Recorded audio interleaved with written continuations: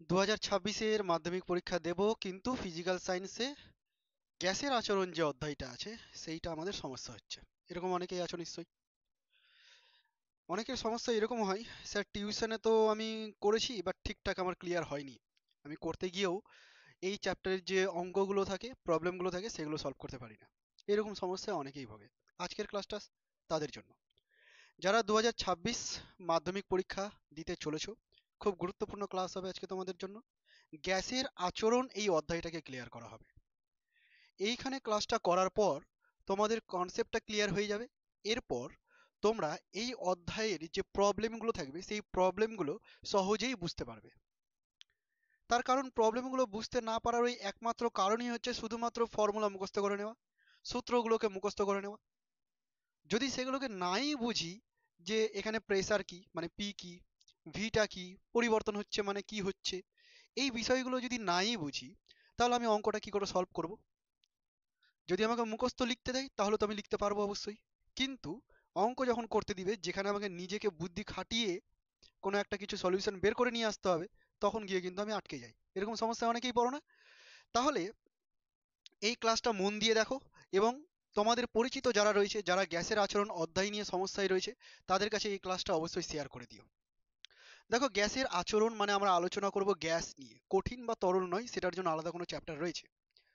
গ্যাসের আচরণ কেমন সেইটা নিয়ে আমাদের এই ক্লাসে আলোচনা হবে। গ্যাসের আচরণ বুঝতে গেলে আমাদেরকে কয়েকটা অবস্থা জেনে নিতে হবে।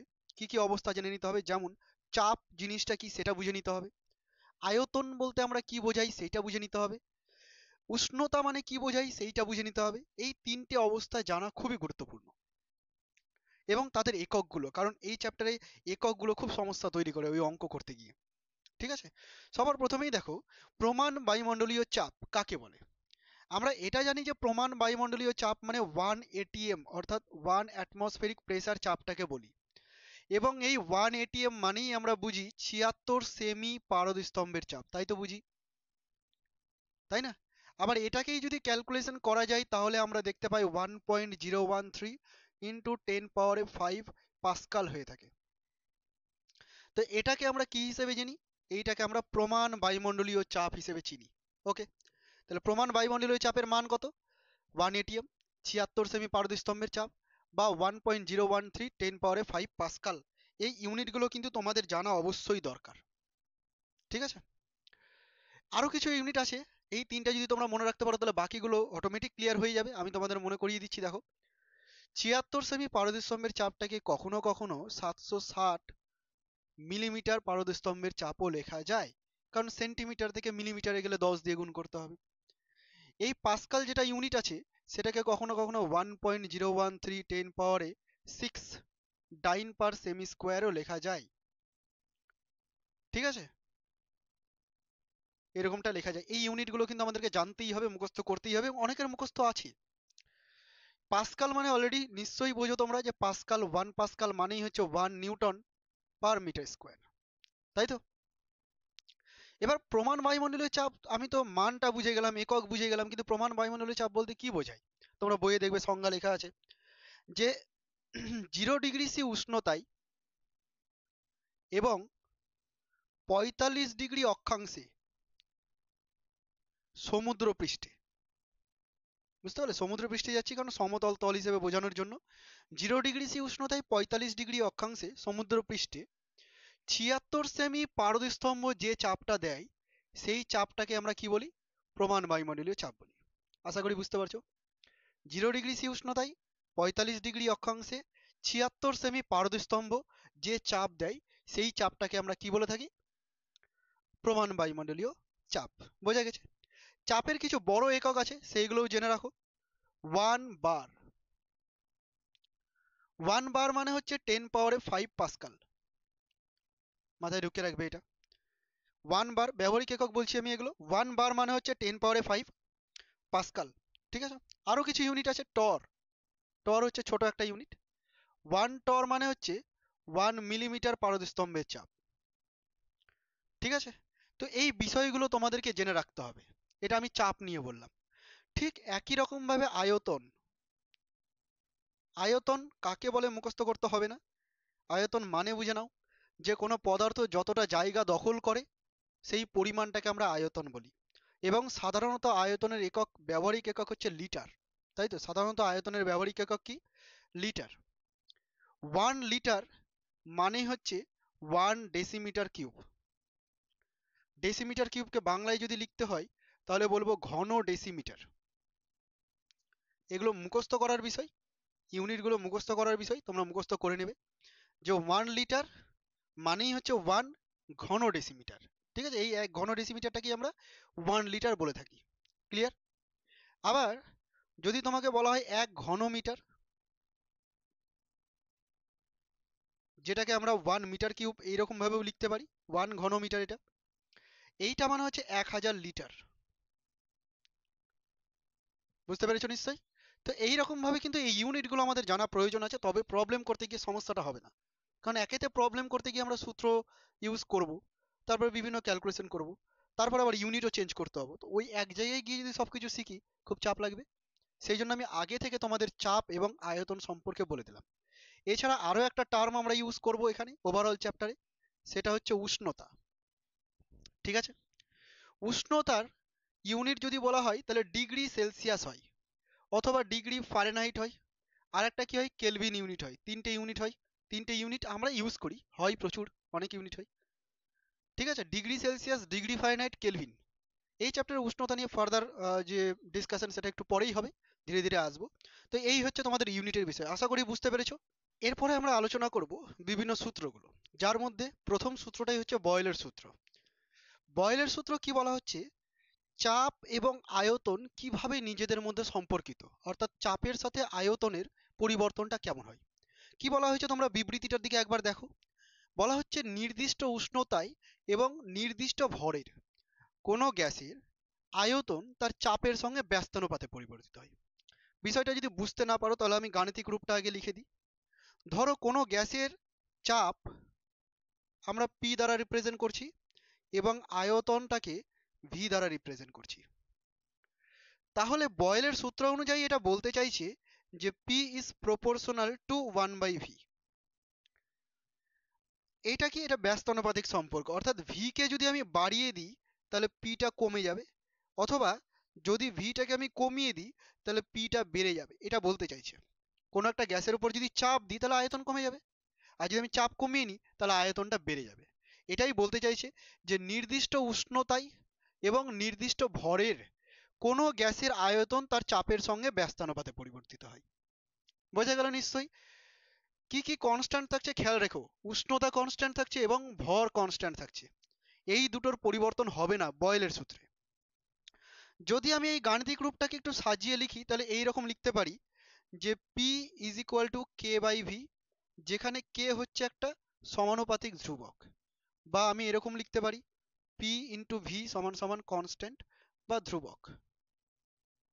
ঠিক আছে, তো এটা হচ্ছে বয়েলের সূত্রের গাণিতিক রূপ। যদি আমি একটা গ্যাসকে নির্দিষ্ট উষ্ণতায় রাখি, ধরে নাও আমার কাছে একটা কন্টেইনার আছে, একটা জার নিয়েছি আমি, এর মধ্যে গ্যাস আছে, এর মধ্যে আমি গ্যাস রেখেছি, গ্যাস অণু এগুলো। এবার এই গ্যাসের ওপরে আমি প্রেসার প্রথমে P1 দিলাম, দেখলাম যে আয়তনটা V1 হচ্ছে। পরবর্তীতে আমি প্রেসারটাকে বাড়িয়ে মনে করো P2 করে দিলাম, আয়তনটা কমে V2 হয়ে গেল।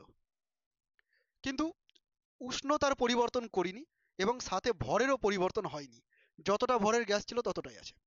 তাহলে আমি এই সমীকরণ থেকে লিখতে পারবো যে P1 V1 সমান সমান P2 V2, মানে প্রথম ক্ষেত্রে চাপ ইন্টু আয়তন সমান দ্বিতীয় ক্ষেত্রে চাপ ইন্টু আয়তন। আশা করি বুঝতে পারলে গাণিতিক রূপটা।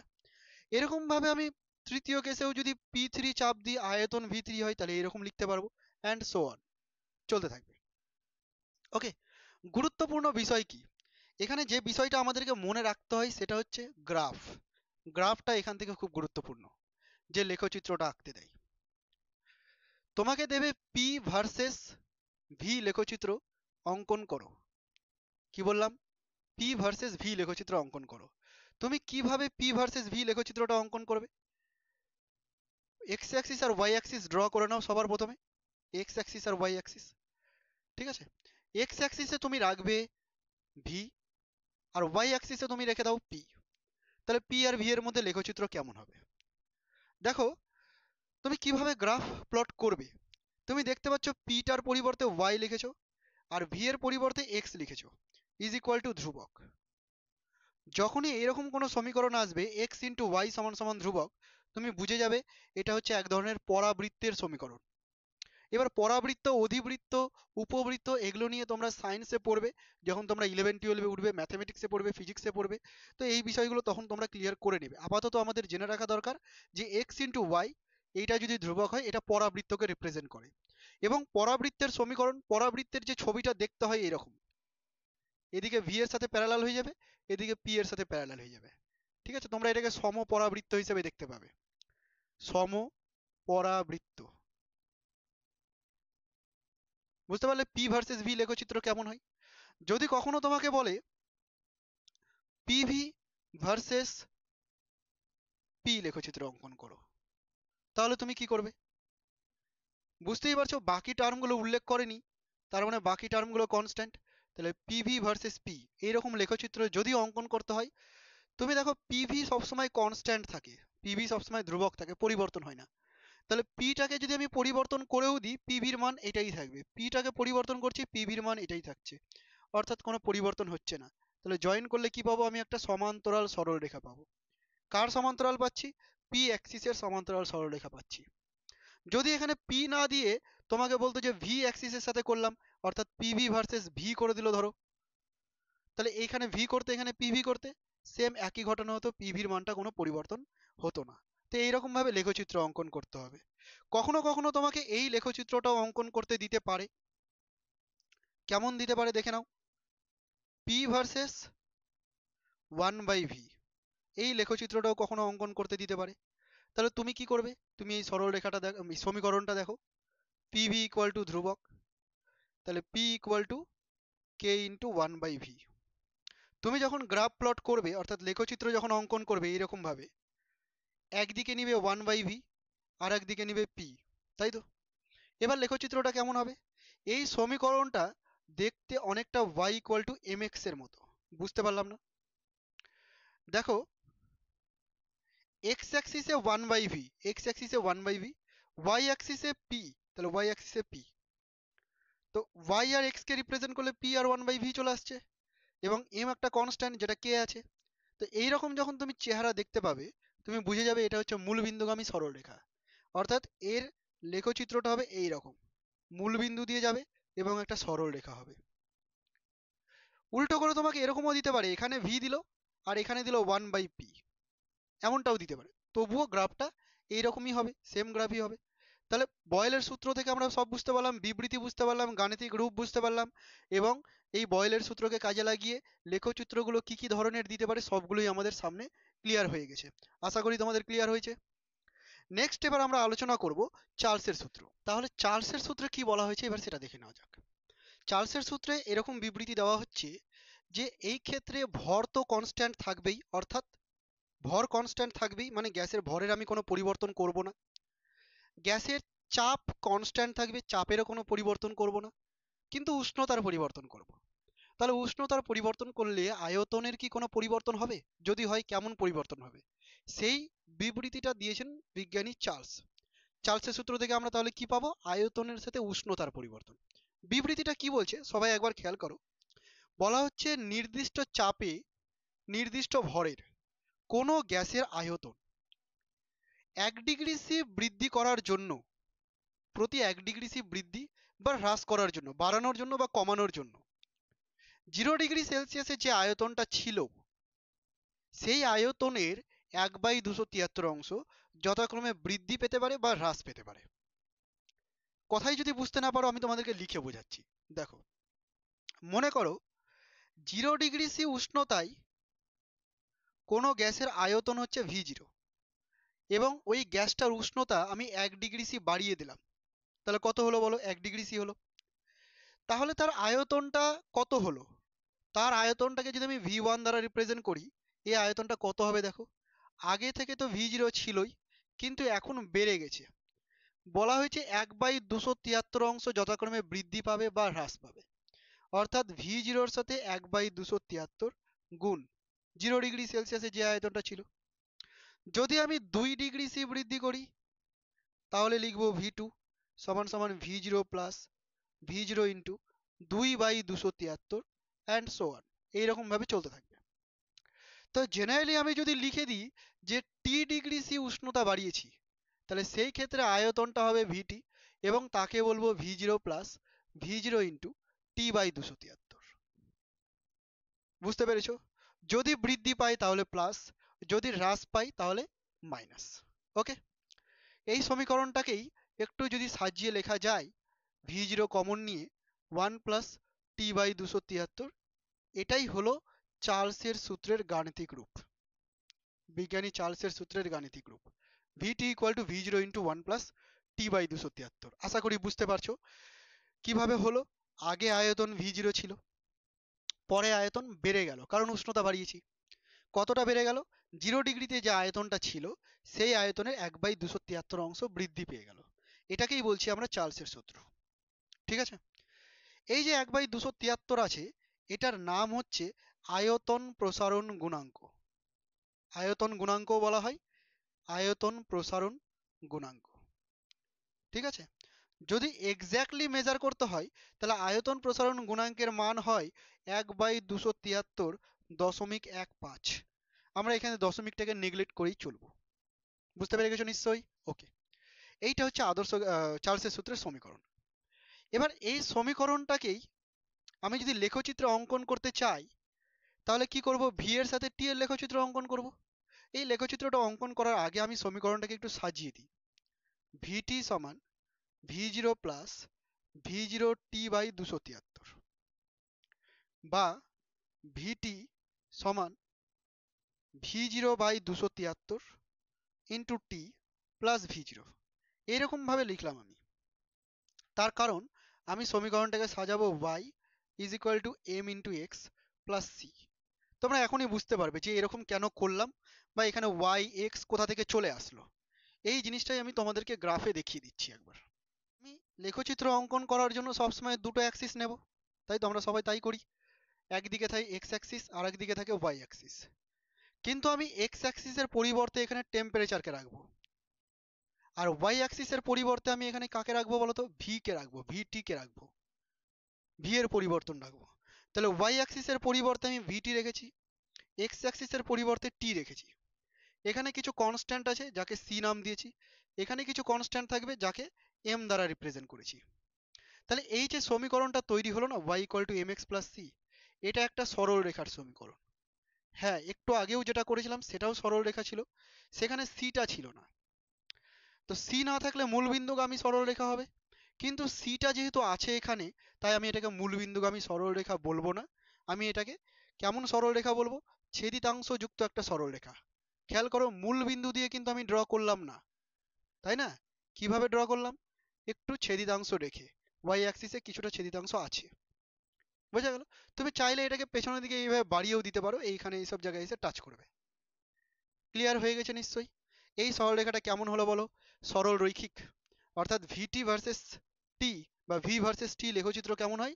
সরল রৈখিক হয়। এই যে টিটা মাথায় রাখবে, এটা ডিগ্রি সেলসিয়াসে এবং একে আমরা স্মল টি দ্বারা রিপ্রেজেন্ট করি। যদি টেম্পারেচারকে ক্যাপিটাল টি দ্বারা রিপ্রেজেন্ট করি সেটা আলাদা একটা ইউনিট, ওইটা নিয়েও আমরা এখন আলোচনা করব। তা আশা করি তোমরা চার্লসের সূত্রের গাণিতিক রূপটা বুঝে গিয়েছো। ঠিক আছে, আরেকটা জিনিস মাথায় রাখবে, এটা তো জিরো টেম্পারেচার, যত এইদিকে যাব বাড়তে থাকবে, যত এইদিকে যাব নেগেটিভে কমতে থাকবে, তাই তো? এবং এই যে মানটা, এই মানটা হয় 273 মাইনাসে, -273, বা এক্স্যাক্ট যদি বলা হয় তাহলে -273.15। ওকে, এই জায়গাটায় তুমি আয়তনটা দেখো তো, আয়তন উপরের দিকে গেলে বাড়বে, নিচের দিকে গেলে কমবে, তার মানে যখন এখানে চলে আসবো আয়তনটা শূন্য। তার মানে এই জায়গাটায় আয়তনটা কি হয়ে গেল বলো? এই জায়গায় আয়তনটা হয়ে গেল শূন্য। ঠিক আছে, এই জায়গায় আয়তনটা কি হয়ে গেল? শূন্য।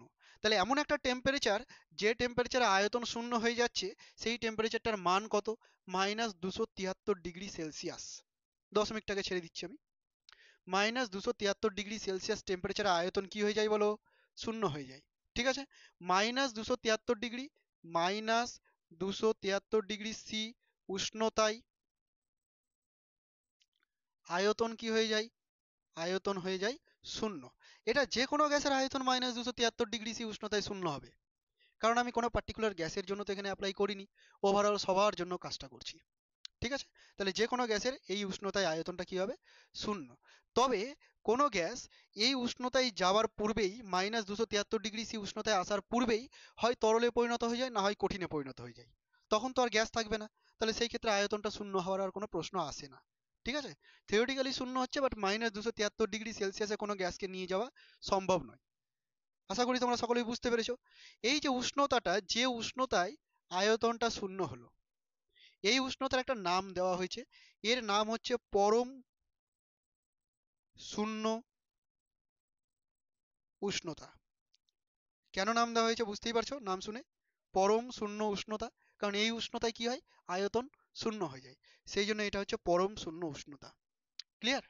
এবার এই উষ্ণতাটাকে এই উষ্ণতাটাকে আহ, নিম্ন স্থিরাঙ্ক ধরে একটা স্কেল তৈরি করা হয়। একটা থার্মোমিটার তৈরি করছি আমি, ধরো তোমাদেরকে ছবি এঁকে দেখিয়ে দিই। ধরো আমি একটা থার্মোমিটার ড্র করছি, এরকম একটা থার্মোমিটার ড্র করছি। ঠিক আছে, এরকম একটা থার্মোমিটার ড্র করছি। থার্মোমিটারে সাধারণত কি হয় বলতো, 0°C, তারপরে 1°C, এরকম করে চলতে থাকে। কত দূর পর্যন্ত থাকে, 100°C পর্যন্ত একটা থার্মোমিটারে থাকে। ডিগ্রি সেলসিয়াস থার্মোমিটার যেতে হয়। আমি যদি এমন কোনো থার্মোমিটার তৈরি করি যেখানে নিম্ন স্থিরাঙ্ক 0 নয়, -273, ঊর্ধ্ব স্থিরাঙ্ক এটা 1 ডিগ্রি নয়, এটা হচ্ছে -272, তারপরে -271, এরকম করতে করতে সবার ওপরের যে টেম্পারেচারটা সেটা হচ্ছে +373। ঠিক আছে, এরকম যদি কোনো স্কেল তৈরি করি, তাহলে সেই স্কেলটাকে বলবো আমরা পরম স্কেল। কি বলবো আমরা এটাকে, পরম স্কেল। বা এর আরো একটা নাম আছে, একে বলবো আমরা কেলভিন স্কেল। ঠিক আছে, কেলভিন স্কেল। কেলভিন স্কেলে কি করা হয়, এই যে -273°C আছে, এটাকে 0 কেলভিন বলা হয়। তারপরে -272 আছে, এটাকে 1 কেলভিন বলা হয়। বুঝতে পারছো, এরকম ভাবে পরপর পরপর চলতে থাকে, পরপর পরপর চলতে থাকে। ঠিক আছে, অর্থাৎ আমি কি বলতে চাইছি, এই স্কেলটাতে -273°কে 0 ধরা হয়, এবং প্রত্যেক 1°C গ্যাপ তাকে 1 কেলভিনের গ্যাপ ধরা হয়, দিয়ে যে স্কেলটা তৈরি করা হয় তার নাম হচ্ছে পরম স্কেল বা কেলভিন স্কেল। আশা করি সকলে বুঝতে পেরেছো, কারোর কোনো সমস্যা নেই নিশ্চয়ই। ওকে, পরম স্কেলে এই টেম্পারেচারগুলো যেগুলো কেলভিনে থাকবে তাদেরকে আমরা ক্যাপিটাল টি দ্বারা রিপ্রেজেন্ট করব, এবং ডিগ্রি সেলসিয়াসের মানগুলোকে আমরা স্মল টি দ্বারা রিপ্রেজেন্ট করব, এবং এদের মধ্যে একটা রিলেশন তৈরি করা যায়। রিলেশনটা এরকম হবে যে ক্যাপিটাল টি মানে হচ্ছে 273 প্লাস স্মল টি, অর্থাৎ ডিগ্রি সেলসিয়াসের মানটার সাথে 273কে যদি যোগ করা যায় তাহলে কেলভিন স্কেলের মানটা পাওয়া যাবে। তুমি একবার দেখে নাও, -273-এর সাথে যদি 273 যোগ করি কত হবে, 0 কেলভিন। দেখো মিলে যাচ্ছে। -272-এর সাথে যদি 273-কে যোগ করা যায়, দেখো কত হচ্ছে, 1 কেলভিন। মিলছে তো? তো এইরকম ভাবে কেলভিন স্কেলে কনভার্ট করা হয়। আমরা একটু আগেই সমীকরণ লিখেছিলাম যে ভিটি মানে হচ্ছে V01 প্লাস টি বাই 273। সকলেই দেখেছিলে এই সমীকরণটা। এটা কোন সূত্রের সমীকরণ ছিল, চার্লসের সূত্রের গাণিতিক রূপ ছিল। এই সমীকরণটাকে আমি এরকম ভাবে লিখছি, ধরো V0 into 273 plus T by 273। মানে কি করেছি বলতো, নিচে লসাগু করে দিয়েছি, যোগটা করেছি আর কি। এই যে ওপরে 273 প্লাস টিটা আসলো, এটাকে আমি ক্যাপিটাল টি দ্বারা রিপ্রেজেন্ট করলাম। ঠিক আছে, যেমনটা এখানে তুমি দেখতে পাচ্ছ, ক্যাপিটাল টি দ্বারা রিপ্রেজেন্ট করলাম। তাহলে তুমি দেখো যে এই ভিটিটা, এটাকে স্মল টি না লিখে ক্যাপিটাল টি করে দিই, এই যে ভিটিটা এটা ডাইরেক্টলি প্রপোর্শনাল টু টি হচ্ছে, হচ্ছে না? ভিটিটা কি হচ্ছে, ডাইরেক্টলি প্রপোর্শনাল টু টি, কারণ V0 কনস্ট্যান্ট, 273 একটা সংখ্যা, তাই তো? তো ডাইরেক্টলি প্রপোর্শনাল টু টি হচ্ছে। এটাও কিন্তু চার্লসের একটা সূত্র, একে আমরা চার্লসের সূত্রের বিকল্প রূপ হিসেবে চিনি। সেই ক্ষেত্রে আমরা বিবৃতিটা কি দেব, যে নির্দিষ্ট ভরের নির্দিষ্ট চাপে কোনো গ্যাসের আয়তন তার পরম উষ্ণতার সমানুপাতিক। একটু আগে আমি বিবৃতি লিখেছিলাম না, সেইখানে সবকিছু একই থাকবে, যেমন নির্দিষ্ট চাপে নির্দিষ্ট ভরের কোনো গ্যাসের আয়তন, এইগুলো কনস্ট্যান্ট থাকবে। চেঞ্জ কোথায় হবে, যে এই আয়তনটা পরম উষ্ণতার সাথে সমানুপাতিক। বোঝা গেছে? যদি কখনো তোমাকে এই সূত্রটা দিয়ে গ্রাফ প্লট করতে হয়, মানে এদিকে ভি দিল আর এইদিকে টি দিল, এরকম যদি কোনো লেখচিত্র দেয়, খেয়াল করো এই টিটা কিন্তু স্মল টি নয়, এটা ক্যাপিটাল টি আছে। তাহলে এই রকম ধরনের লেখচিত্রের যদি আমাকে গ্রাফ প্লট করতে হয়, যদি লেখচিত্র প্লট করতে হয়, তাহলে সমীকরণটার দিকে একবার তাকাও। ভিটি ইকুয়াল টু, এটা দেখতে অনেকটা Y equal to M X এর মতো লাগছে তো। ওয়াই মানে ভি আর এক্স মানে টি, বাকিটা এম কনস্ট্যান্ট। তার মানে এটা মূলবিন্দুগামী সরলরেখা। এটা কি মূলবিন্দুগামী সরলরেখা। আমি মূলবিন্দুগামী সরলরেখা আঁকলাম ঠিকই, তবে এই জায়গাটায় দেখো আমি ডট ডট করলাম, মানে জিরোতে কানেক্ট করলাম না। তার কারণ জিরো কেলভিনে, জিরো কেলভিন মানে কত, -273 ডিগ্রি, সেখানে পৌঁছানো অসম্ভব। ঠিক আছে, সেই কারণে আমি এই জায়গাটা মিলালাম না, তবে সরলরেখাটা মূলবিন্দু দিয়ে যাওয়ার মতো হবে। তাহলে ভি ভার্সেস টি লেখচিত্র অঙ্কন করতে দিলে আমরা এইরকম ভাবে লেখচিত্র দেখিয়ে দেবো। আবার ভি ভার্সেস স্মল টি লেখচিত্র যদি অঙ্কন করতে দেয় তাহলে আমরা এইরকম লেখচিত্র দেখিয়ে দেবো। এই দুটো লেখচিত্র একই সূত্রের রূপ, শুধু স্কেলটা চেঞ্জ হওয়ার জন্য চেহারাটা চেঞ্জ হয়ে গেছে। তোমরা চার্লসের সূত্র আশা করি সকলে বুঝে নিয়েছো। হ্যাঁ, একটা ইম্পর্টেন্ট পয়েন্ট কি, যে কনস্ট্যান্ট গুলো কি ছিল। তুমি দেখলে বয়েলের সূত্রে যে কনস্ট্যান্ট ছিল, বয়েলের সূত্রে কনস্ট্যান্ট ছিল কে কে ছিল, ভর, আর একটা কনস্ট্যান্ট কি ছিল বলো, উষ্ণতা। ঠিক আছে, এবং চার্লসের সূত্রে যে কনস্ট্যান্ট গুলো আমরা দেখলাম, কি কি কনস্ট্যান্ট দেখলাম চার্লসের সূত্রে, একটা চাপ আর একটা কি দেখলাম, ভর। তার মানে এই ভরটা দেখো দুটোরই কিন্তু কমন ধ্রুবক। তোমাকে যদি শর্ট কোশ্চেনে জিজ্ঞাসা করা হয় যে বয়েলের সূত্র এবং চার্লসের সূত্রের সাধারণ ধ্রুবকের নাম কি, তুমি বলবে ভর। ঠিক আছে, মনে রাখবে কি করে, বয়েল উষ্ণতার সঙ্গে রিলেটেড হচ্ছে, হাফ বয়েল ফুল বয়েল আমরা বলি না, বয়েল করা। তো সেই বয়েল যেহেতু উষ্ণতার সঙ্গে রিলেটেড হচ্ছে, তার মানে উষ্ণতা কনস্ট্যান্ট। চার্লস থেকে চা কথাটা চলে আসছে মানে চাপ, তাহলে চাপ পি কনস্ট্যান্ট। আশা করি সকলে এইরকম ভাবে তোমরা মনে রাখতে পারবে। এরপর এই যে আমরা ফর্মুলাগুলো শিখলাম, এগুলো দিয়ে প্রবলেমও তো করতে দেয়, আমাদের প্রবলেম করতে গিয়ে সমস্যা হয়। তাহলে আমি তোমাদের একটা দুটো প্রবলেম এখানে করিয়ে দিচ্ছি যে কিভাবে এই ফর্মুলাগুলোকে কাজে লাগাতে হয়। বোর্ডে তোমরা দুটো প্রশ্ন দেখতে পাচ্ছ, এই দুটো প্রশ্ন যদি তোমরা সলভ করে নাও তাহলে চার্লস এবং বয়েলের সূত্র কিভাবে প্রয়োগ করতে হয় তোমরা শিখে যাবে। প্রথম প্রশ্নটাতে চলে আসো। নির্দিষ্ট উষ্ণতায় 800 mmHg মানে 800 মিলিমিটার পারদস্তম্ভের চাপে নির্দিষ্ট পরিমাণ কোনো গ্যাসের আয়তন 100 সিসি। সিসি কথার অর্থ হচ্ছে কিউবিক সেন্টিমিটার, বাংলাতে আমরা লিখব ঘন সেন্টিমিটার, এটা মনে রেখো। একই উষ্ণতায় কত চাপে ওই গ্যাসের আয়তন 75 সিসি হবে। তোমরা কোন সূত্র অ্যাপ্লাই করবে, চার্লসের সূত্র না বয়েলের সূত্র? যারা বুঝতে পারছো না তারা একটা জিনিস খেয়াল করো, বলা হয়েছে নির্দিষ্ট উষ্ণতায় এবং একই উষ্ণতায়, তার মানে উষ্ণতার কি কোনো পরিবর্তন হলো? উষ্ণতার যদি পরিবর্তন না হয় তাহলে আমরা সেটাকে কোন সূত্র হিসেবে ধরি, বয়েলের সূত্র হিসেবে ধরবো, কারণ উষ্ণতা পরিবর্তন হচ্ছে না বয়েলের সূত্রে। প্রথম দিকে চাপ দেওয়া আছে 800 মিলিমিটার এবং আয়তন দেওয়া আছে 100 ঘন সেন্টিমিটার। পরের দিকে চাপটা জানতে চেয়েছে এবং আয়তন দেওয়া আছে 75 ঘন সেন্টিমিটার। বুঝতে পারলে? তাহলে এই ধরনের প্রবলেম কিভাবে করব, তুমি যখন উত্তর করবে কিছু ডেটা লিখে নিবে এরকম ভাবে, যে প্রাথমিক চাপ এবং P1 দ্বারা রিপ্রেজেন্ট করবে, সেটা কত আছে, 800 মিলিমিটার এইচজি। ঠিক আছে, আমি অ্যাটমসফিয়ার বা বার একক বা টর একক বা পাস্কাল একক এগুলোতে কনভার্ট করলাম না, কারণ কত চাপ জানতে চেয়েছে, আমি যদি কনভার্ট না করি তাহলে চাপটা এই এককেই বেরাবে। তারপরে লিখব প্রাথমিক আয়তন, প্রাথমিক আয়তনকে V1 দ্বারা রিপ্রেজেন্ট করব এবং এটা লিখব 100 ঘন সেন্টিমিটার।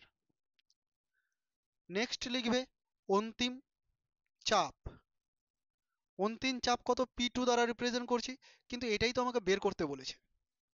এবং অন্তিম আয়তন, অন্তিম আয়তনটাকে V2 দ্বারা রিপ্রেজেন্ট করব এবং সেটা কিন্তু 75 সিসি দেওয়া আছে। তারপরে আমরা লিখব বয়েলের সূত্রানুসারে, এইরকম ভাবে পরীক্ষায় লিখবে, তাহলে তোমাদের নাম্বার কাটার কিন্তু কোনো প্রশ্ন থাকছে না। আর যদি সাজিয়ে না লিখে শুধুমাত্র অঙ্কটা ক্যালকুলেশনটাকে শো করিয়ে দাও তাহলে কিন্তু পরীক্ষায় তোমাদের নাম্বার কাটা যাবে। এই কারণেই ছাত্রছাত্রীরা এসে বলে যে আমি তো সবগুলোই ঠিকঠাক করে আসলাম, তবুও আমার পরীক্ষাতে কোন জায়গায় নাম্বার কেটে নিল। এই সব জায়গাতেই কেটে নেয়, যখন তোমরা সাজিয়ে লেখো না, যখন তোমরা এককগুলোকে পাশে লেখো না, তখনই কিন্তু নাম্বারগুলো কাটা যায়। তাহলে বয়েলের সূত্র অনুসারে আমরা কি লিখতে পারি, যে P1V1 সমান P2V2, এমনটাই আমরা লিখতেই পারি। P1V1 লেখার পর P2 টা বের করতে হবে, তাই তো? তার মানে P2 সমান সমান তুমি লিখতে পারো P1V1 বাই কি লিখতে পারো বলো, V2, এইরকমটা লিখতে পারো। নেক্সট তুমি কি করবে, P1 এর জায়গায় P1 এর মানটাকে বসিয়ে দাও 800, V1 এর জায়গাতে লিখে দাও 100 এবং V2 এর পরিবর্তে লিখে দাও কত 75। নেক্সট কাটাকাটি করবে। এইখানে কাটাকাটিগুলো কোনো কোনো ক্ষেত্রে একটু জটিল হয়ে যায়, দশমিকে ভাগগুলো করতে হয়। যেমন এটার ক্ষেত্রে দেখো 25 দিয়ে যদি কাটি 4, 25 দিয়ে কাটলে 3, তার মানে ওপরে কি হচ্ছে P2 সমান সমান ওপরে হচ্ছে 1200, 4 8 32, 3 2 0 0, 3 2 0 0, 3200 বাই 3। এবার তোমরা এটাকে ডিভাইড করো, 3 1 3, তারপরে 0 3 6 18, আবার 3 6 18, দশমিক চলতে থাকবে, 6 6 করে চলতে থাকবে। তার মানে এত মিলিমিটার এইচজি আমি চাপ পেলাম। বুঝতে পেরে গেছো নিশ্চয়ই এই প্রবলেমটা। এবার আমরা সেকেন্ড প্রবলেমটাকে করি। কোয়েশ্চেনটা একবার পড়ো। -3°C উষ্ণতায় কোনো গ্যাসের আয়তন দেওয়া আছে 750 সিসি। গ্যাসটিকে সমান চাপে উত্তপ্ত করলে ওর আয়তন হয় 1 লিটার। গ্যাসটির অন্তিম উষ্ণতা কত? অন্তিম উষ্ণতা জানতে চেয়েছে। এখানে কনস্ট্যান্ট কিছু আছে কি একবার দেখে নাও। আয়তন দেওয়া আছে, গ্যাসটিকে সমান চাপে, পেয়ে গেছো না লাইনটা? আচ্ছা, যদি চাপ সমান থাকে তাহলে কোন সূত্র? চার্লসের সূত্র। ওকে, ডেটা হিসেবে যদি লিখতে হয় তাহলে এরকম ভাবে আবার লিখবো আমি, যে প্রাথমিক উষ্ণতা, প্রাথমিক উষ্ণতা T1 সমান সমান, দেখো আমি ক্যাপিটাল টি লিখছি, তার মানে কেলভিনে বলতে চাইছি। তা কেলভিনে কি করে বের করতে হয়? 273 প্লাস প্লাস টি, তার মানে এটা হচ্ছে 270 কেলভিন। অনেকে কি করে একটু শুনে নাও, T1 সমান লিখে -3°C, তারপরে লিখে 273 প্লাস -3 কেলভিন। কোনো ভুল নেই এর মধ্যে, ঠিক আছে। তবে সমস্যাটা কোথায় বলো তো, তুমি ক্যাপিটাল টি দিয়ে রিপ্রেজেন্ট করছো, আবার ক্যাপিটাল টিকে ডিগ্রি সিতে লিখছো, এই জায়গাটা ভুল হচ্ছে। এই এত ডিগ্রি সি সমান এত কেলভিন, এটাতে কোনো সমস্যা নেই, কিন্তু এই লেখাটার ধরনটা ভুল হয়েছে। তাই তোমরা যখন লিখবে ওই মাইনাস ডিগ্রি সিতে যেটা হচ্ছে সেটা না লিখে ডাইরেক্ট কেলভিনে কনভার্ট করে দিবে, ঠিক আছে? প্রাথমিক আয়তন দেওয়া আছে নিশ্চয়ই, তাহলে প্রাথমিক আয়তন V1 কত দেওয়া আছে? 750 সিসি। সিসি বলতে ঘন সেন্টিমিটার। ওকে, অন্তিম উষ্ণতা কত দেওয়া আছে? অন্তিম উষ্ণতা তো জানতে চাওয়া হয়েছে, অন্তিম উষ্ণতা কত, এবং অন্তিম আয়তন। তো অন্তিম আয়তনে তোমরা যদি দেখো, এটা কিন্তু 1 লিটার লেখা আছে, 1 লিটার। আবার এখানে সিসি, তাহলে দুটোকে একই ইউনিটে নিয়ে আসো, আদারওয়াইজ তো কাটাকাটি করতে পারবো না আমি তখন। তাহলে 1 লিটার মানে হচ্ছে 1000 ঘন সেন্টিমিটার। এটা মাথায় ঢুকে রাখো, কোথাও তোমরা লিখে রাখো। একটু আগেই আমি তোমাদের আয়তনের ইউনিটগুলো লিখাচ্ছিলাম না, সেখানে এইটা লিখতে ভুলে গেছি। তোমরা এটা লিখে রাখো যে 1 লিটার মানেই হচ্ছে 1000 ঘন সেন্টিমিটার। এটা লিখে রাখো কোথাও। দেখো এই এককগুলো কিভাবে অঙ্কতে কাজে লাগছে বুঝতে পারছো? যদি এই এককটাই না জানতে তাহলে কিন্তু প্রবলেমটা করতে পারতে না। এবার তুমি কি লিখবে? চার্লসের সূত্র অনুযায়ী, চার্লসের সূত্র অনুযায়ী কি জানো বলো? চার্লসের সূত্র অনুযায়ী, আচ্ছা চার্লসের সূত্র অনুযায়ী ভি প্রপোর্শনাল টু টি জানো, তাই তো? বা আমি এরকম লিখতে পারি V is equal to K T, বা লিখতে পারি V by T is equal to K constant. মানে এরকম লিখতে পারি V one by T one সমান V two by T two সমান V three by T three, এরকম ভাবে লিখতে পারি না? পারি তো? তো সেটাই একবারে আমি লিখে দিচ্ছি। কিভাবে লিখছি দেখো, V one by T one সমান V two by T two. আমার দরকার টি টু, তাই টি টুটাকে যদি লিখে দিই সাজিয়ে, টি টু ওপরে গেল, V two into T one by V one, এরকমটাই হবে। মানে টি টু সমান সমান ভি টুর পরিবর্তে লিখে দাও 1000, টি ওয়ানের পরিবর্তে লিখে দাও 270 কেলভিন, আর ভি ওয়ানের পরিবর্তে লিখে দাও 750। তারপরে কি করবে? তুমি এখানে ক্যালকুলেশনটা করবে, খুব সহজেই ক্যালকুলেশন হয়ে যাবে। শূন্য শূন্য কাটো, 25 দিয়ে কেটে দাও, এটাকে 3 হবে, আর ওপরে 4 25 এ 100 শূন্য হবে। 3 দিয়ে কেটে দাও, 3 9 27, 4 9 36, 360। ঠিক আছে? তার মানে উষ্ণতা কত হবে? অন্তিম উষ্ণতা, অন্তিম উষ্ণতা টি সমান সমান হবে 360 কেলভিন। এইটা হচ্ছে উত্তর। অন্তিম উষ্ণতা সমান কি হবে? টি সমান সমান হবে 360 কেলভিন। বুঝতে পেরেছো তো? এইরকম ভাবে আমরা চার্লসের সূত্র এবং বয়েলের সূত্রগুলোকে কাজে লাগাবো। নেক্সট আলোচনা আমরা যেটা করব সেটা হচ্ছে চার্লস এবং বয়েলের সমন্বয় সূত্র। দুটো সূত্রকে আমরা এক জায়গায় কম্বাইন করব এখন।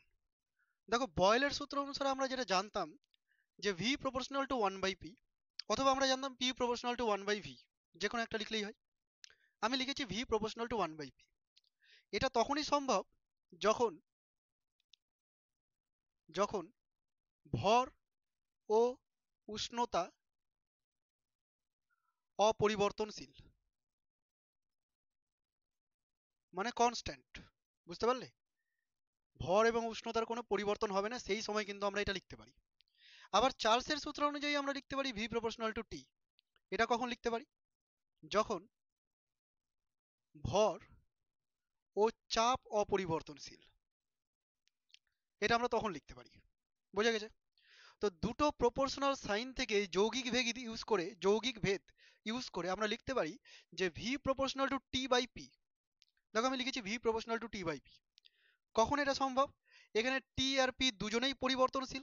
তাহলে কে পরিবর্তন হচ্ছে না? শুধুমাত্র ভর। যখন ভর নির্দিষ্ট, বা লিখতে পারি ভর অপরিবর্তনশীল। বোঝা গেছে নিশ্চয়ই? কারণ চাপ আর উষ্ণতা লিখলাম না, কারণ চাপ আর উষ্ণতা তো এক জায়গায় রেখেছি, তার মানে এরা পরিবর্তনশীল। এবার যদি আমি কনস্ট্যান্টটাকে, প্রপোর্শনাল সাইনটাকে সরিয়ে দিই, তাহলে একটা কনস্ট্যান্ট কে গুণ করতে হবে। ব্র্যাকেটে লিখে দিতে হবে কে হচ্ছে সমানুপাতিক ধ্রুবক। কেটাকে আমরা কি বলবো?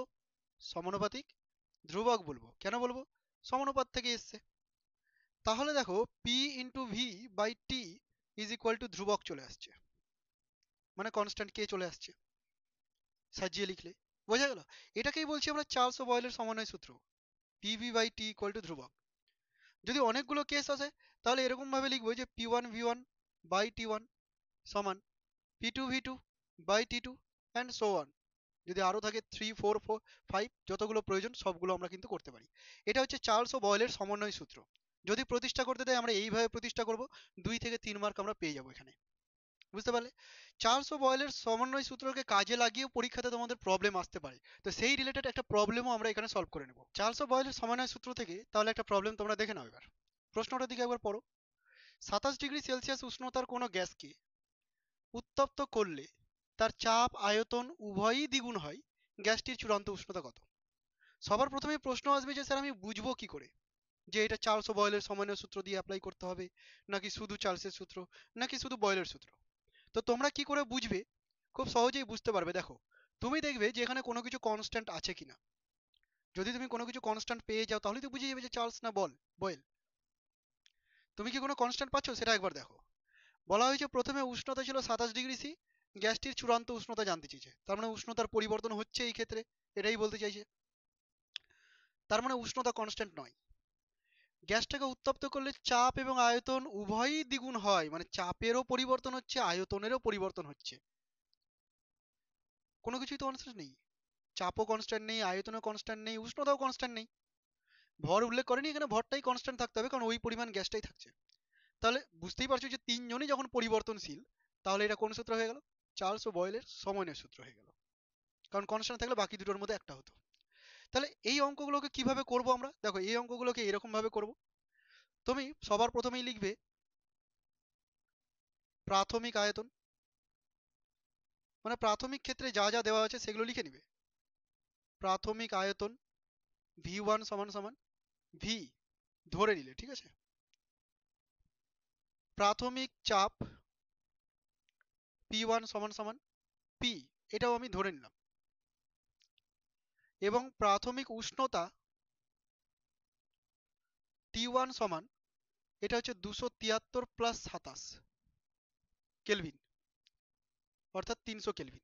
এটা তো ধরছি না, এটা প্রশ্নতে দেওয়া আছে যে প্রথম দিকে টেম্পারেচার 27 ডিগ্রি সেলসিয়াস ছিল, তাই আমি সেটাকে কেলভিনে কনভার্ট করে লিখলাম। এবারে লিখবো অন্তিম অন্তিম আয়তন ভি টু। অন্তিম আয়তন ভি টু কি হবে বলতো? 2 × ভি হবে। তার কারণ প্রশ্নতে বলা আছে যে উভয়ই দ্বিগুণ হচ্ছে। কে কে দ্বিগুণ হচ্ছে? চাপ এবং আয়তন দুজনেই দ্বিগুণ হচ্ছে। তাহলে সিমিলারলি অন্তিম চাপ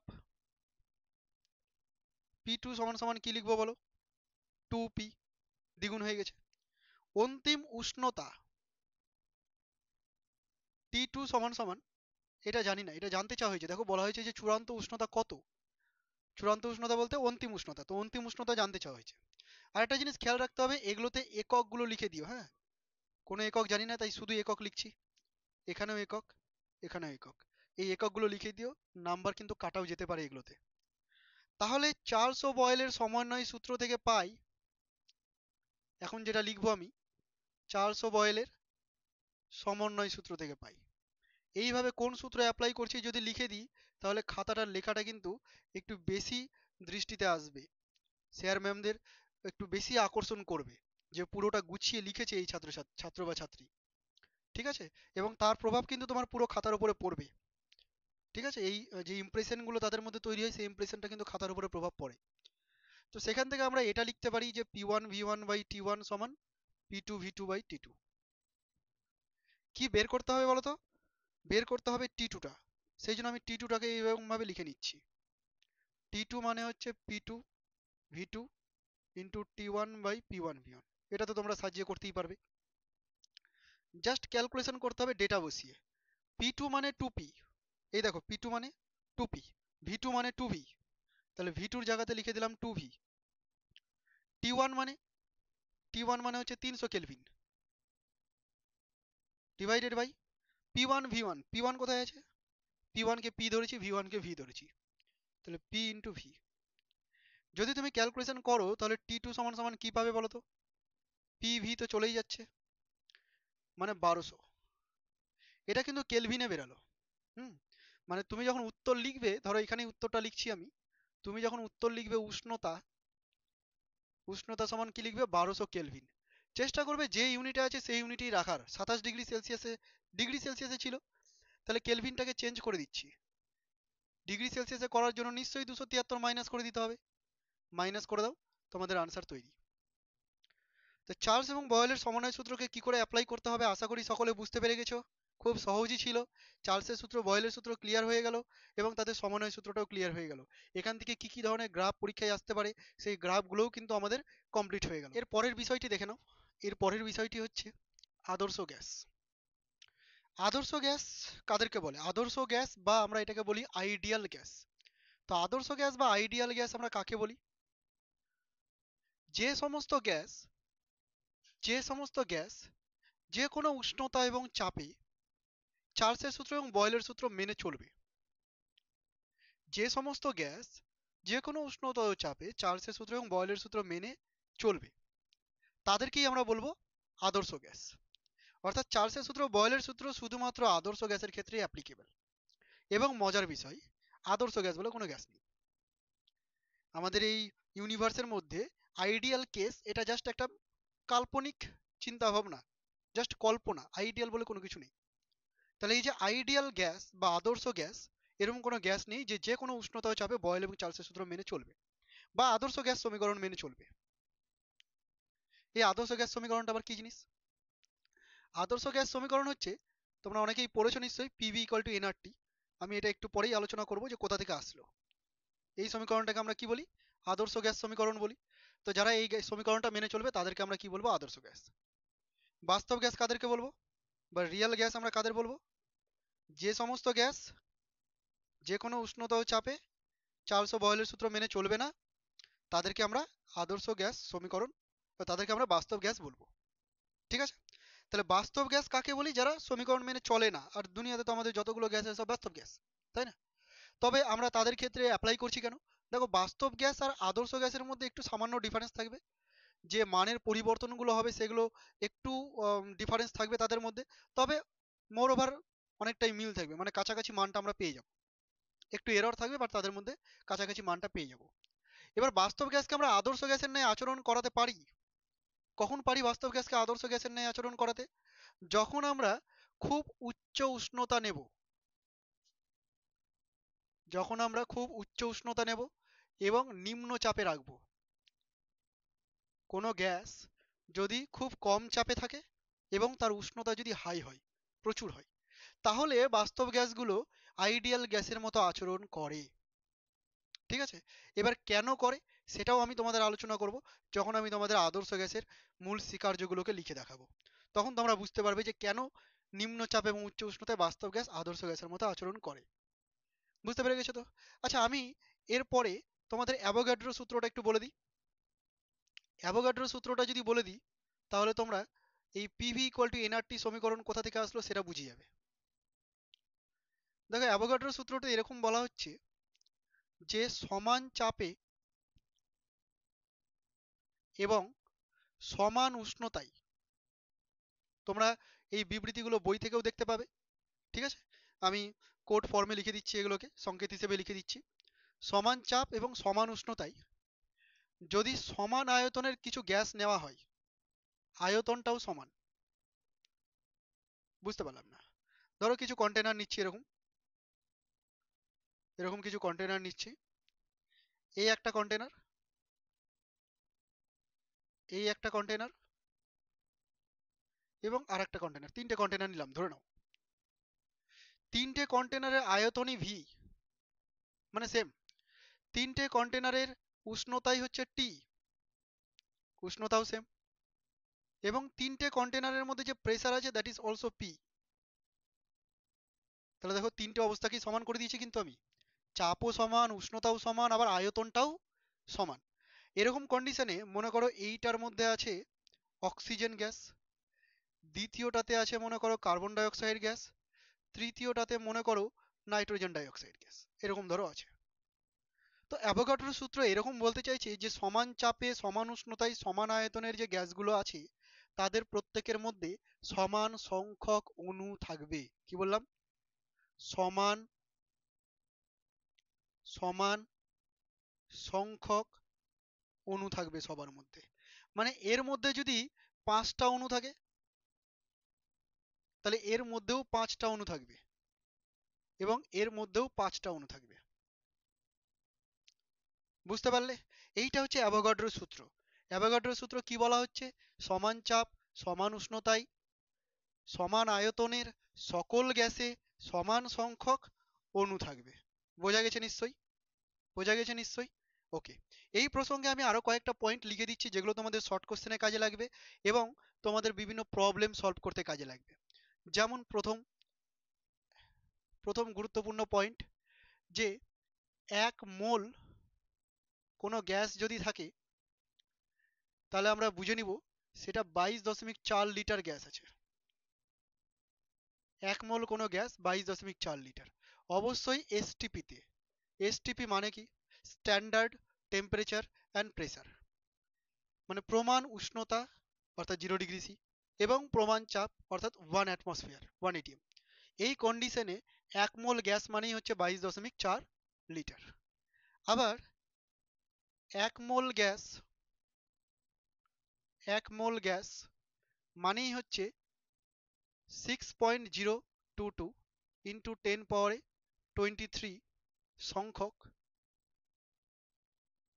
গ্যাসের অণু। গ্যাসের অণু কি বললাম? এটাও এসটিপিতে। এসটিপিতে যদি আমি 1 মোল কোনো গ্যাস নিই তার মধ্যে কতগুলো অণু থাকবে? 6.022 10^23 সংখ্যক অণু থাকবে। তাহলে এই যে আমি গ্যাসগুলো নিয়েছিলাম, যদি আমি এই টেম্পারেচারকে স্ট্যান্ডার্ড করি, প্রেসারকে যদি স্ট্যান্ডার্ড করি এবং আয়তনগুলো যদি আমি 22.4 লিটার রাখি, ঠিক আছে? তার মানে এসটিপিতে 22.4 লিটার গ্যাস মানেই তো 1 মোল করে গ্যাস। আর 1 মোল করে গ্যাস মানে কত সংখ্যক অণু? 6.022 10^23। তার মানে প্রত্যেকের মধ্যে এতগুলো করে অণু আছে। এই যে 10^23 মানে দশমিকটা 23 ঘর পরে গিয়ে বসবে, বাকিগুলো শূন্য বসিয়ে দেবো। বিশাল বড় একটা নাম্বার। এই সংখ্যাটাকেই বলা হয় এনএ। শর্টে আমরা এনএ লিখবো, অত বড় না লিখে। এবং এর নাম কি বলো? অ্যাভোগাড্রো সংখ্যা। এর নাম হচ্ছে অ্যাভোগাড্রো সংখ্যা, অ্যাভোগাড্রো নাম্বার। ঠিক আছে? নাম্বারটা কিন্তু মুখস্থ করে নেবে, প্রবলেম সলভ করতে আমাদের খুব কাজে লাগবে এটা। ওকে। আচ্ছা, আরো একটা বিষয় আমি এখানে উল্লেখ করে দিই তোমাদের, মোল। মোল সংখ্যা। মোল সংখ্যা কি করে বের করতে হয় এইটা নিয়ে কিন্তু খুব সমস্যায় পড়ে। আমি দেখেছি অফলাইনে যাদেরকে পড়িয়েছি, এই মোল সংখ্যা বের করতে কিন্তু অনেক সমস্যা হয়। বুঝতেই পারে না মোল সংখ্যা কি করে বের করব। মোল সংখ্যা কি সেটা নিয়ে আলোচনা পরে করছি, আমরা আগে বুঝে নিই যে মোল সংখ্যাটা বের করতে হয় কি করে। ইজি হবে তাহলে আমাদের ক্ষেত্রে। কি করে বের করতে হয়? কোনো একটা গ্যাসের মোল সংখ্যা যদি বের করতে হয়, তাহলে ওপরে তুমি লিখবে তার ওজন বা ভর, আর নিচে তুমি লিখবে তার আণবিক ভর। এই যে সংখ্যাটা বেরাবে, এটা হচ্ছে তার মোল সংখ্যা। ধরো আমি কার্বন ডাইঅক্সাইড গ্যাস দিলাম, কার্বন ডাইঅক্সাইডের 88 গ্রাম দিলাম, তাহলে 88 গ্রাম ওপরে। আর কার্বন ডাইঅক্সাইডের আণবিক ভর কত হয় জানো? 44 হয়। 88/44।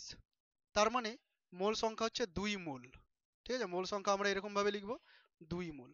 শুধুমাত্র ভর বাই আণবিক ভর করেই বের করা যায়? একদমই নয়। ওপরে লিখবে অণুর সংখ্যা, ওপরে লিখবে অণুর সংখ্যা, আর নিচে লিখবে অ্যাভোগাড্রোর সংখ্যা। মানে যখনই যদি কখনো কণার সংখ্যা হিসেবে দেওয়া থাকে, তাহলে উপরে সংখ্যাটা, নিচে অ্যাভোগাড্রোর সংখ্যাটা, তাহলেও মোল সংখ্যা পাওয়া যাবে। যদি কখনো আয়তন হিসেবে দেওয়া থাকে এসটিভিতে, তাহলে উপরে আয়তন লিখে দিবে, আর নিচে 22.4 লিটার লিখে দিবে, তাহলেও আমরা মোল সংখ্যাটা পেয়ে যাব। আশা করি সকলে বুঝতে পেরেছো। এগুলো সবাই নোট ডাউন করে নিচ্ছ। স্পেশালি এই জায়গাটা কিন্তু তোমাদের খুব কাজে লাগবে, বইয়ে কিন্তু সেইভাবে গুছিয়ে লেখা নেই, সুতরাং এটা তোমরা নোট ডাউন করে নিবে অবশ্যই। তাহলে অ্যাভোগাড্রোর সূত্র অনুসারে যেটা পেলাম, আমরা যে বিবৃতিটা পেলাম, সেই বিবৃতিটার গাণিতিক রূপটাকে আমরা এরকম লিখতে পারি যে ভি প্রপোর্শনাল টু এন।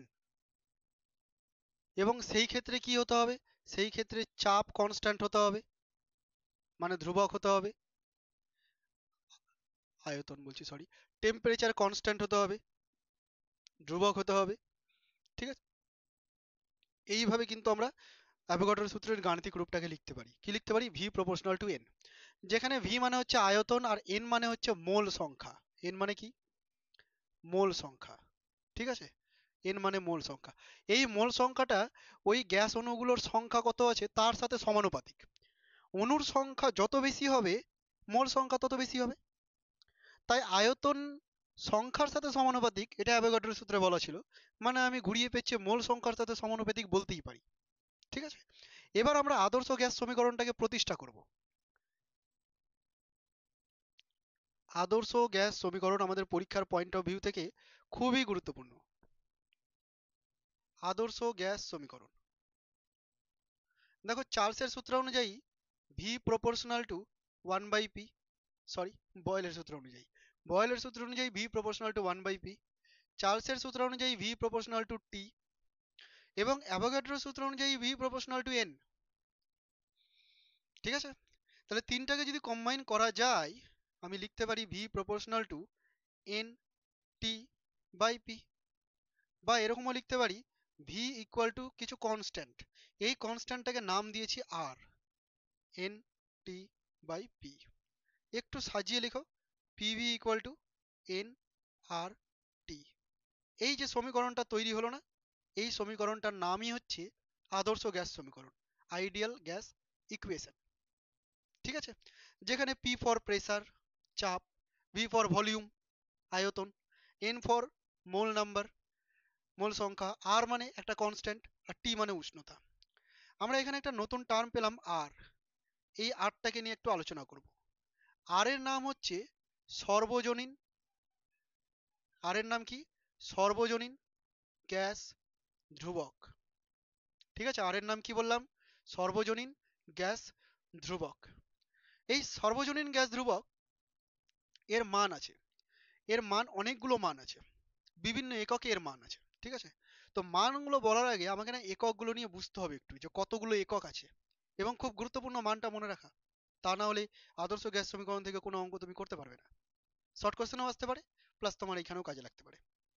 তো সেই এককটাকে নিয়ে যদি আলোচনা করতে হয়, তাহলে আমি এই সমীকরণটাকে এরকম গুছিয়ে লিখি, R equal to PV by NT. দেখো, এই সমীকরণ থেকে আমি লিখতে পারি কি না, PV R equal to PV by NT. Okay, যদি মাত্রা লিখতে চাই আর এর মাত্রা, তাহলে এদিকে করব পি এর মাত্রা ইন্টু ভি এর মাত্রা বাই এন এর মাত্রা ইন্টু টি এর মাত্রা, টেম্পারেচারের মাত্রা। ঠিক আছে, তার মানে আর এর মাত্রা কি হবে?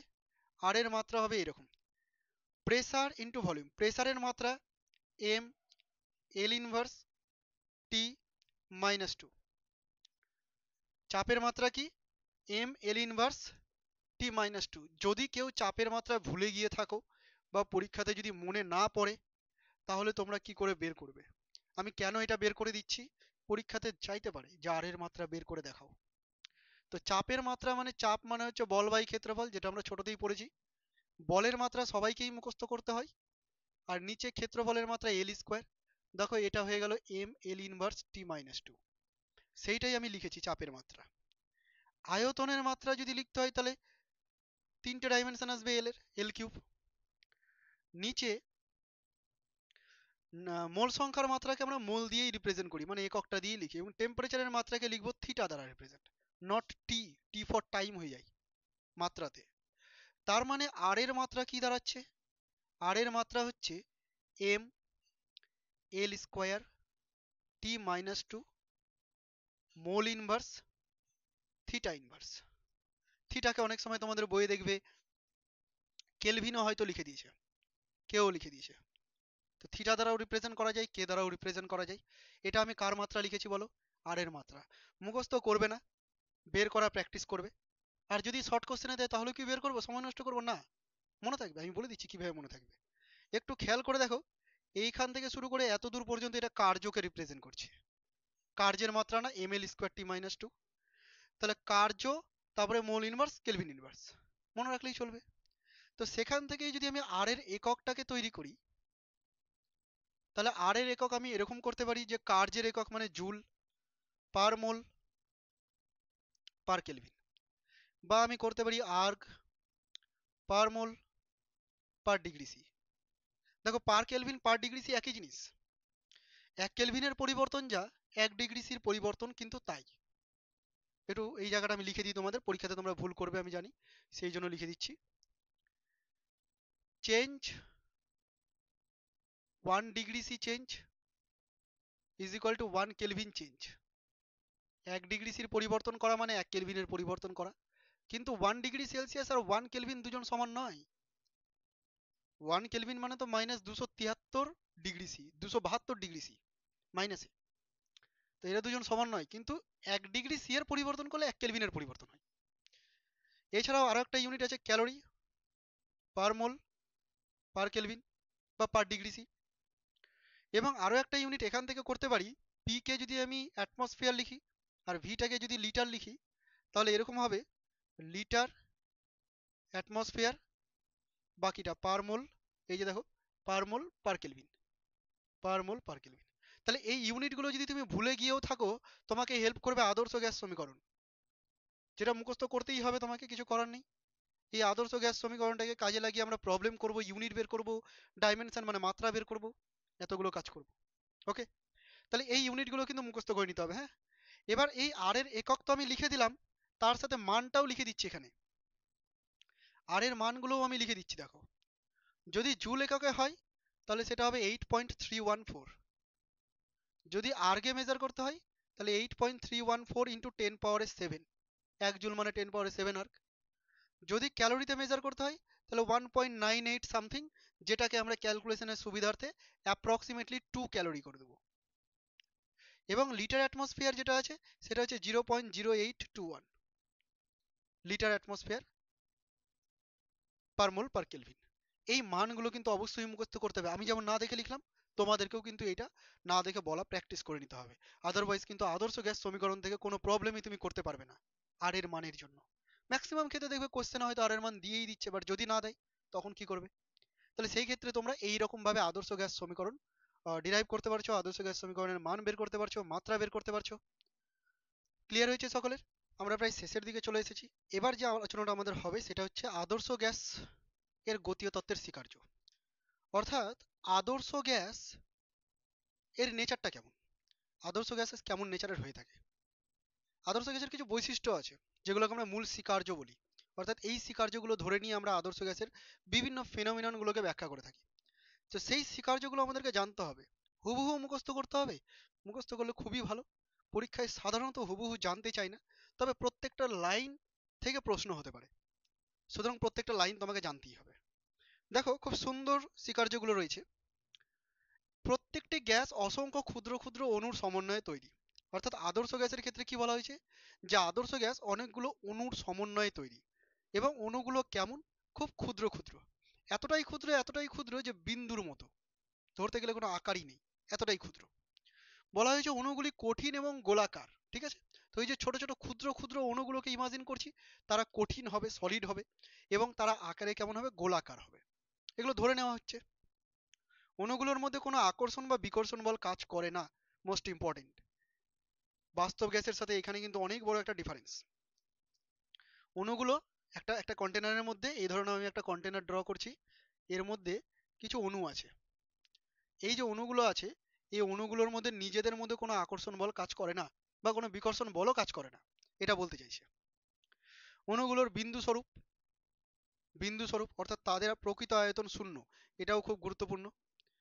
অণুগুলো এতটাই বিন্দু, এতটাই ছোট যে এদের আয়তন নেই, শূন্য। অণুগুলো স্থির নয়।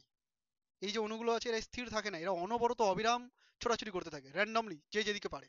এই ছোটাছুটির ফলে কি হয়, এরা পাত্রের দেওয়ালে ধাক্কা দেয়, এবং সেটাই আমরা প্রেসার বা চাপ হিসেবে পেয়ে থাকি, ঠিক আছে। অণুগুলো নিজেদের মধ্যে এবং পাত্রের দেওয়ালের মধ্যে যে সংঘর্ষ হয় সেটা পূর্ণ স্থিতিস্থাপক। পূর্ণ স্থিতিস্থাপক মানে, ধরো এই পার্টিকেলটা আর এই পার্টিকেলটার মধ্যে ধাক্কা লাগলো, ধাক্কা লাগার পর এরা আবার সেই ভেলোসিটি নিয়ে বিপরীত দিকে ঘুরে যাবে। বা কোনো একটা পার্টিকেল এখান থেকে গিয়ে পাত্রে ধাক্কা মারলো, যত ভেলোসিটিতে ধাক্কা মারলো সেই ভেলোসিটি নিয়ে বিপরীত দিকে ঘুরে যাবে, সেই স্পিড নিয়ে বিপরীতে ঘুরে যাবে। তো সেটাকে বলছি পূর্ণ স্থিতিস্থাপক। অণুগুলোর গড় গতিশক্তি পরম উষ্ণতার সমানুপাতিক। মানে এখানে যে অণুগুলো আছে তারা যে ছোটাছুটি করছে তাদের একটা কাইনেটিক এনার্জি বা গতিশক্তি আছে, সেই শক্তিটা উষ্ণতার সমানুপাতিক। পরম উষ্ণতা যত বেশি হবে, গতিশক্তির মান তত বেশি হবে। এগুলো আদর্শ গ্যাসের মূল স্বীকার্য, এগুলো ধরে নেওয়া হয়েছে। এরপরে যে বিষয়টা, তোমাদের একটা প্রশ্ন আসে 2 মার্কের। কি প্রশ্ন আসে, যে বাস্তব গ্যাসের আদর্শ গ্যাসের আচরণ থেকে বিচ্যুতির কারণ। মন দিয়ে শোনো, বাস্তব গ্যাসের আদর্শ গ্যাসের আচরণ থেকে বিচ্যুতির কারণ, এটা কিন্তু পরীক্ষায় খুব আসে। তার মানে বাস্তব গ্যাসগুলো আদর্শ মতো আচরণ করে না। কেন করে না, সেই বিচ্যুতিটা হওয়ার কারণটা কি? কারণ এই 2 জায়গায় লুকিয়ে আছে। একটা হচ্ছে যে অণুগুলোর মধ্যে কোনো আকর্ষণ বা বিকর্ষণ বল কাজ করে না, ঠিক আছে, এই 3 নম্বর পয়েন্টটা, এটা আমরা ধরে নিয়েছি। কিন্তু বাস্তব গ্যাসে যে অণুগুলো আছে তাদের মধ্যে আকর্ষণ বা বিকর্ষণ বল কাজ করে। অণুগুলো যখন খুব কাছাকাছি থাকে তাদের মধ্যে একটা অ্যাট্রাকশন ফোর্স কাজ করে, ঠিক আছে। এই অ্যাট্রাকশন ফোর্স কাজ করার জন্য এই যে কন্টেনারটা তুমি দেখতে পাচ্ছ, এই অণুটা ধরো এইদিকে যাচ্ছে, দেওয়ালে ধাক্কা দিত, কিন্তু এখানে একটা অণু থাকার জন্য ওকে কি করছে, এইদিকে টানছে। ফলে যে ফোর্স দিয়ে এই দেওয়ালটাতে ধাক্কা দিত, সেই ফোর্সে কি আর ধাক্কা দিতে পারছে? একটু কম ফোর্স অ্যাপ্লাই করছে, মানে চাপটা কমে যাচ্ছে, ঠিক আছে। এবং এই 4 নম্বর পয়েন্টটা, এটাও বিচ্যুতির কারণ। কি বলা হয়েছে, বিন্দু স্বরূপ কোনো আয়তন নেই। এই যে অণুগুলো আছে এদের বলেছে কোনো আয়তনই নেই। কিন্তু আমি যদি এই গ্যাসের অণুগুলোকে চাপতে চাপতে একদম কম্প্রেস করে দিই, তাহলে এইটুকু জায়গার মধ্যে সীমাবদ্ধ করলেও তাদের একটা নির্দিষ্ট আয়তন তো থাকবে। মানে প্রত্যেকটা অণুর এক একটা আয়তন আছে তো, ঠিক আছে। আমরা সাধারণত আয়তন বলতে, গ্যাসের আয়তন বলতে গ্যাস যে পাত্রটা দখল করে আছে সেই পাত্রের আয়তনটাকে বলে দিই, যার মধ্যে ছোটাছুটি করছে। কিন্তু ওই অণুগুলো তো পুরো পাত্রের মধ্যে ছোটাছুটি করতে পারবে না, কারণ নিজেদের আয়তনের জন্য এতটুকু আয়তন বাদই থাকছে, এইটুকুর মধ্যে ছোটাছুটি করতে পারছে না, তার মানে আয়তনটা কম থাকছে। এই দুটো আহ, যে স্বীকার্য সেটাই হচ্ছে তার বিচ্যুতির কারণ। বুঝতে পেরেছো নিশ্চয়ই। এরপরে আমরা আদর্শ গ্যাস সমীকরণ থেকে একটা প্রবলেম করে নিই, যে আদর্শ গ্যাস সমীকরণ পিভি ইকুয়াল টু এনআরটি কে কাজে লাগিয়ে কি ধরনের পরীক্ষায় প্রশ্ন আসতে পারে। প্রবলেমটার দিকে তাকাও। বলা হচ্ছে 27 ডিগ্রি সেলসিয়াস উষ্ণতায় এবং 570 মিলিমিটার পারদস্তম্ভের চাপে, আমি শর্টে লিখে দিয়েছি, 2.2 গ্রাম CO2 গ্যাসের আয়তন কত? এবার আমি বুঝবো কি করে এটা আদর্শ গ্যাস সমীকরণকে কাজে লাগাতে হবে? তুমি দেখো, টেম্পারেচার টি আছে, প্রেসার পি আছে, ভর দিয়ে দিয়েছে, CO2 গ্যাস এর আয়তন ভি জানতে চেয়েছে, ঠিক আছে। এটা তো একটা করেই সব ডেটা, ডবল ডেটা তো দেওয়া নেই যে P1 V1 P2 V2 এগুলো ইউজ করব। তাহলে এই ডাব্লুটা যখনই ভর দেওয়া আছে মানে আমি মোল সংখ্যাও বের করতে পারি, এটা মাথায় রাখবে। তারপর ভর দেওয়া আছে মানে এন দেওয়া আছে, তো বুঝতেই পারছি পিভি ইকুয়াল টু এনআরটি সমীকরণ। এবার তো এই সমীকরণটাকে কাজে লাগাবো। তার জন্য ডেটা হিসেবে কি কি দেওয়া আছে, টেম্পারেচার দেওয়া আছে 27 + 273, অর্থাৎ 300 কেলভিন দেওয়া আছে, ঠিক আছে। প্রেসার পি কত দেওয়া আছে দেখো, 570 মিলিমিটার এইচজি, পারদস্তম্ভের চাপ। এটাকে একটু চেঞ্জ করে নেবো, এটা আমাদের মানে অ্যাজ ইউজুয়াল ইউনিট নয়। কি করবো এটাকে, 570 মিলিমিটার আছে, মিলিমিটারকে সেন্টিমিটারে কনভার্ট করে দাও, ঠিক আছে। 570 মিলিমিটার আছে, মিলিমিটারকে সেন্টিমিটারে কনভার্ট করো। আমরা জানি 1 সেন্টিমিটার মানে হচ্ছে 10 মিলিমিটার। মিলিমিটারকে সেন্টিমিটার করার জন্য 570/10 সেন্টিমিটার এইচজি পারদস্তম্ভের চাপ। ঠিক আছে, ওকে। এবার যেহেতু আমি আর ইউজ করব, পিভি ইকুয়াল টু এনআরটি সমীকরণে আর আছে, পিভি ইকুয়াল টু এনআরটি সমীকরণে আর আছে, এবং আর এর ইউনিটে কিন্তু এই চাপের ইউনিটটা কোথাও নেই, তো এটাকেও সরাতে হবে। কি করে সরাবো? 1 এটিএম মানে 76 সেমি পারদস্তম্ভের চাপ। তার মানে সেন্টিমিটার এইচজি থেকে এটিএম এ কনভার্ট করতে গেলে 76 দিয়ে ডিভাইড করতে হবে। এটাকেও ডিভাইড করে দাও, 76 দিয়ে ডিভাইড করে দিলাম, আর একটা 10 ছিল, তাহলে এটা কনভার্ট হয়ে গেল এটিএম এ। বুঝতে পেরে গেছো তো? এইবার প্রেসার পেয়ে গেছি আমি, কেটে দিতে পারো। তারপরে কি আছে দেখো, 2.2 ডাব্লিউ দেওয়া আছে 2.2 গ্রাম। আচ্ছা, তুমি আণবিক ভর জানো? কার্বন ডাইঅক্সাইড গ্যাসের আণবিক ভর মুখস্থই হয়ে যাবে, এটা 44 গ্রাম। তাহলে আদর্শ গ্যাস সমীকরণ থেকে পাই, আমরা এখন লিখব আদর্শ গ্যাস সমীকরণ থেকে পাই PV is equal to NRT, বা আয়তন জানতে চাওয়া হয়েছে, তাহলে V equal to NRT by P. এনটাকে ডাব্লিউ বাই এম লেখা যায় নিশ্চয়ই। আমি যখন মোল সংখ্যা বলেছিলাম না, ভর বাই আণবিক ভর লেখা যায়, ইন্টু আরটি বাই পি। এবার কি করব? কিছুই না, শুধু মানগুলো বসাবো। ডাব্লিউ মানে 2.2, এম মানে 44, আর আর কিসে বসাবো দেখো, তুমি আয়তনের দিকে চলে যাও, আয়তন তো নেই এখানে দেওয়া। প্রেসারের দিকে চলে যাও, এটিএম এ বের করেছি, তাহলে লিটার অ্যাটমসফিয়ার এককে আর ছিল, সেইটা বসাও, 0.082, ইন্টু টেম্পারেচার হচ্ছে 300, আর পি মানে কত? পি মানে হচ্ছে এইখানে দেখো 57/76। ঠিক আছে, তাহলে 57/76/76টাকে আমি কি করব? ওপরে উঠিয়ে দিচ্ছি। এবার তোমাকে এই কাটাকাটিটা করতে হবে, ক্যালকুলেশনটা করতে হবে। বুঝতে পেরেছো নিশ্চয়ই? এবার এই ক্যালকুলেশন একটু জটিল হবে, তোমার পরীক্ষায় যখন প্রশ্ন দিবে তখন এই রকম টাইপের ডেটা দেবে না সাধারণত। দেবে এটা দিবে যাতে ক্যালকুলেশনটা তাড়াতাড়ি করতে পারো। তার কারণ এই ক্যালকুলেশন তুমি যখন করতে বসো অনেক সময় লাগবে, 57 দিয়ে ডিভাইড করা খুব একটা সহজ ব্যাপার নয়। আর যদি দিয়ে দেয় তাহলে তো লাস্টে করবে ক্যালকুলেশন, শেষে সময় থাকলে করবো। বুঝতে পেরেছো নিশ্চয়ই? এই ছিল তোমার আদর্শ গ্যাস সমীকরণ থেকে যে বিষয়টা। তাহলে আজকে এই ক্লাসটাতে গ্যাসের আচরণ পুরোটাই কিন্তু কভার করে দেওয়া হলো। ঠিক আছে, ক্লাসটি কেমন লাগলো অবশ্যই কমেন্ট বক্সে জানাবে। তোমরা যদি চাও যে এই রকম ক্লাসের লিংক বা এই ধরনের ক্লাসগুলো যদি তোমরা চাও, ইনফরমেশন যদি চাও, তাহলে তার জন্য আমি একটা হোয়াটসঅ্যাপ গ্রুপের লিংক ডেসক্রিপশনে দিয়ে রাখবো, তোমরা সেখানে গিয়ে গ্রুপে জয়েন হতে পারো।